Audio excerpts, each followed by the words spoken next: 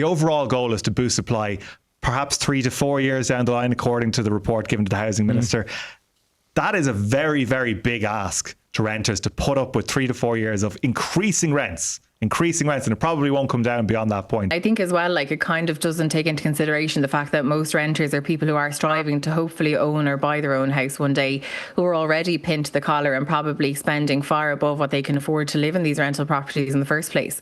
So you've got a lot of people who are possibly spending upwards of 60 or 70% of their monthly income on housing, and then trying to save whatever is left, and then also then trying to, you know, like everyone, buy groceries, pay their bills, and maybe have something left over to maybe enjoy a little bit of their lives. I don't think that a lot of renters, can afford to find themselves in a situation where there's any extra pain. They're in enough pain right now as it is.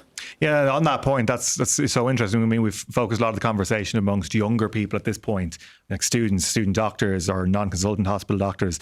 There was the Child Poverty Monitor, which came out earlier this week, that found that effectively 100,000 children in this country face consistent poverty. That number all but doubling in the space of the year. Rent has been named as one of the number one drivers of that poverty. Effectively, thousands of families forced to live on such tight margins that they live in constant fear of their child needing a hospital visit or getting a letter home about the next school trip. I actually think it's been really striking how little conversation there's been or discourse around Leinster House or in official circles about the findings of that. Actually, it's a point that I think we'll ourselves will probably come back to in the next couple of weeks. But like, what's really striking is that no matter how appalling some of those findings might be, and the sheer rate of escalation of child poverty and the deprivation that there is, that it just doesn't appear to like properly register on official government Dublin 2's radar, that it's not a point at which you hear any immediate response or any immediate concern, like nothing from the Minister for Children, nothing from the Minister for Social Protection.